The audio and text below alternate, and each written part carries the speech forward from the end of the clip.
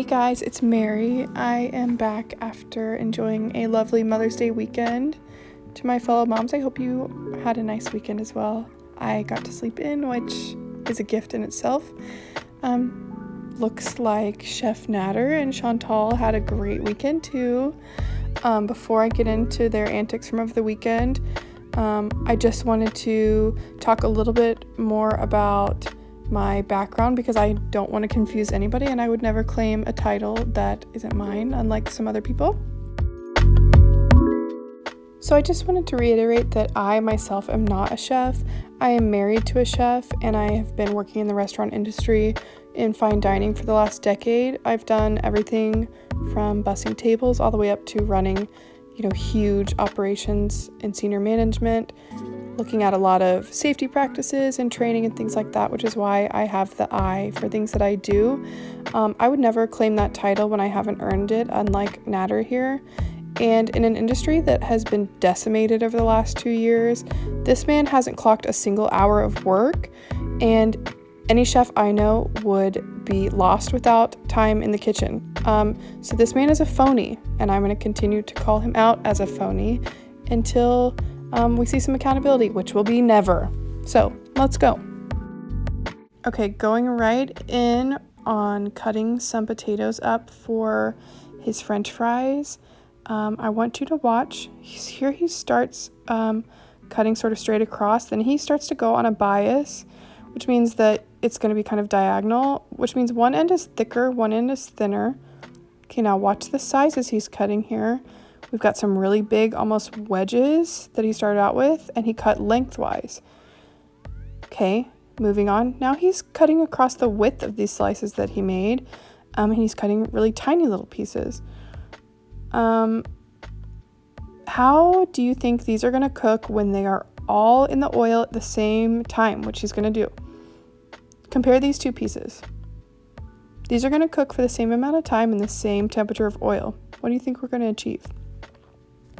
Okay, so now he's going to show us like a flour and cornstarch mixture he's made.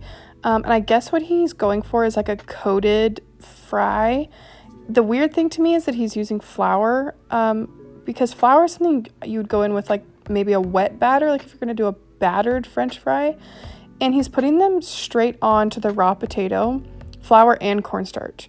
If you were going to do, let's say like a cornstarch coated fry just to get that extra crunchiness, you'd first sort of halfway fry the potatoes, coat them in cornstarch, chill them down, and then fry them again. So he's doing neither battered nor coated fries. He's doing it Nader's way. Gross. And so what I suspect we're going to get here is not like a extra added crunchiness. You'll see he didn't season this mixture either, so it's not going to add extra flavor. It's literally just going to put like a dusty, dry sort of coating onto these fries when they're done. Okay, now we're going to talk about cheese. It's my understanding that a poutine, like the Montreal way, would use cheese curds. But here we're just pulling like the heels of a bunch of blocks of cheese out of the fridge. It looks like leftovers, including like the rind of a piece of Parmesan, it looks like. And I don't understand putting cold cubes of random cheeses onto hot French fries. Like, it's not going to melt. And especially the Parmesan, like it's literally just going to like, imagine biting into a rind of a Parmesan. Disgusting.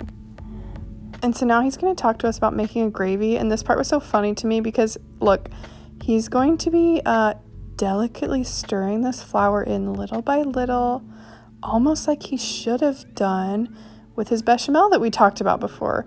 Don't worry, he's not going to make this a good gravy. So if you were concerned, don't be. So he's just making a very, very basic roux here. He's going to cook it down a little bit. It's going to get a nice sort of golden color. He's going to be really proud of that. Then we're going to see him add bottled like beef base and water, and that's going to be it and done on our gravy. From what I've seen, a poutine gravy is going to have a bunch of herbs. It's going to have like Worcestershire. It's going to have real beef broth, and this is just going to taste like flour and salt.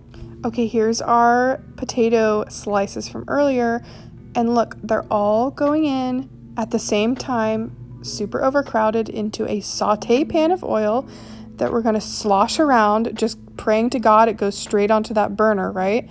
As you can see, it's all sticking together. I suspect that oil is quite a bit too hot. Look at the color on that. Don't those look good and not at all dusty and ashy on the outside? Maybe even burnt on the outside and raw on the inside. We're going to pile them up all on top of each other so that grease just really sinks in. We're not going to add any salt, any pepper. Okay, look at this color. I want you to think of like what a good serving of French fries looks like. That golden, almost yellow color you see on perfectly made fries. Now I want you to think of like the bottom of a pizza or like a nice big loaf of sourdough when it has that coating of flour underneath and it's been in a really hot oven, and the color that some of that flour gets, like almost a grayish color. Look at the patches on these fries. I want you to tell me if you think these are nice crispy fries or if these are underdone fries with burnt flour on the outside. What do you think? Here goes our random assortment of cheese cubes, including our delicious Parmesan rind, and it looks like some shredded cheddar or Colby. No seasoning on the fries. Ooh, look at that gravy. Almost gelatinous. Almost like we put too much flour in and reduced it down too long. That's Nader's way. This is our expectation, a nice Montreal poutine. Look at that rich gravy, the cheese curds. Reality. Just brown. And would this be a Chef Nader specialty without an orgasmic taste test right at the end? Who's he performing for here? Just wondering. The behavior in this video was like he's talking about like anti-diet day or something, and the way he's like slurping and slopping on these fries, this like gave me feeder behavior. And this is Chantal's like favorite meal. Look at this. Eye-crossing goodness. Not a lick of salt or pepper in sight. We love it. Okay, like I said, we're doing a double feature, so we're jumping right in on our romantic steak and potato surprise. These are for scalloped potatoes, right off the bat, way, way, way too thick. These are gonna have to cook for like an hour and a half, probably. Here he's gonna explain to us he's pouring milk and cream, and then he's going to dump salt all over the top and pepper.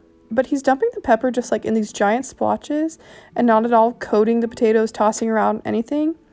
He's doing turmeric and paprika for color, fine, whatever. Dill? What is the dill thing? And thyme, okay. If you thought we were going to turn this into a nice creamy cheese sauce, like with a roux, how we just did previously, you were wrong. We're dumping straight milk onto slices of potatoes and putting it into an oven to boil at like 500 degrees. Now we're tossing some asparagus and rings of red onion into a pan with salt and pepper.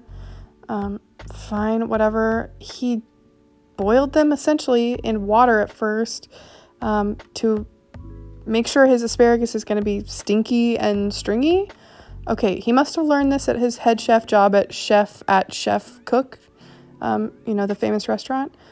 So he's gonna timidly toss this pile of crap around in his pan. Salt Bay who. And just like that, our semi-boiled asparagus and rings of red onion are swimming in oil and ready to eat. He's gonna leave them in the hot pan until he plates everything up, so they're just gonna get mushy. Yum. Who bought this man's steaks? I know they're measly little thin strip steaks, it looks like, but you all have seen beef prices. Who bought these steaks for this man? Because last week it was cans of tuna. Okay, we're gonna lightly season them with salt, just barely. Or what? Look at this dust cloud. Is this MSG? What is this? Kosher salt or nothing? He's really proud of himself here. He puts these giant blobs of pepper on each side. He's gonna rub it around in oil and then roll it up for some reason. He makes like that really clear. I don't know why. I don't know what it's gonna achieve. Nothing is my guess. Then I'm going to put these onto Dee Dee's pathetic little George Foreman grill. What chef doesn't have a cast iron? You could sear these off and maybe finish them in the oven. They're so thin, like literally sear them on both sides, pull them off to rest. They're going to be perfect. But he is adamantly telling us 3 minutes each side and they're going to turn into shoe leather. Surprise! Our scalloped potatoes are going to come out of the oven after 20 minutes. Question, are Canadian ovens in Celsius? Because if so, he cooked it at 600 degrees for 20 minutes. If they're in Fahrenheit, it was 350. Either way, it's milk soup with raw potatoes. We're going to go in with the most flavorless cheese we could select, which would be, I don't know, a 1/4 cup of mozzarella. And we're going to go right back into the oven, he says, at 180 to 200. Again, Celsius, we're looking at like 350. Fahrenheit, not going to do anything.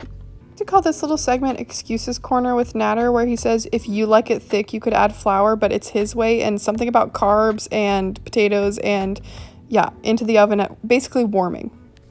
George Foreman and all of his sons, also named George Foreman, are quaking right now. Look at these steaks. We're flipping them over.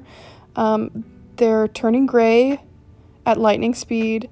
Here goes our stringy, floppy, oily asparagus, beautifully plated. Oh yes, and the onion rings. Don't forget the onion rings. Off comes our steak already. We are coming in hot at either 650 or 200 degrees Fahrenheit with our scallop, quote unquote, potatoes. Why is the top black? What happened here? Did we turn the broiler on? Is that the cheese? Is that the pepper? Somehow it is, again, burnt and also raw.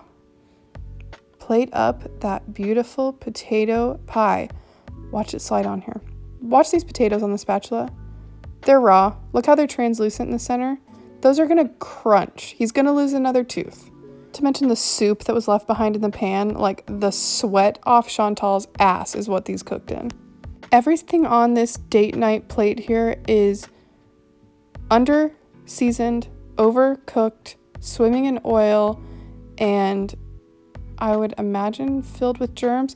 Here he's going to tell us if you like it like a, I don't know, gratin style, then you could have made like a thickened sauce, but he acts like he turns his nose up at like au gratin potatoes, and this way he's acting like it's just far superior.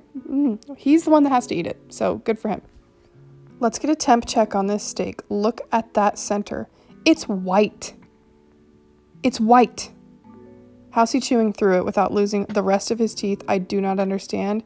He cooked the soul out of that piece of meat. R.I.P. to the cow that died in vain. In with the red onion, the best. Stringy asparagus, fine, probably tastes like farts. He wouldn't know though, he clearly doesn't have taste buds left at all.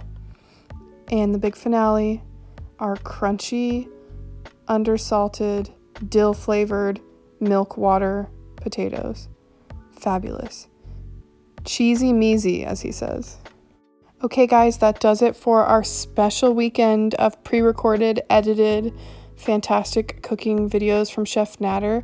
I, for one, am happy for him that he has his editor back in his life because I didn't have to sit through his live streams. However, our next video we're going to dive into is going to be a different kind of double feature where we're going to look at some foodie versus Nader cooking lessons. So I'm going to see you again so soon. I want to say thank you so much for all the support. Holy shit. I have over 1,000 subscribers in a few days. Wow. I love you guys. I'll see you soon.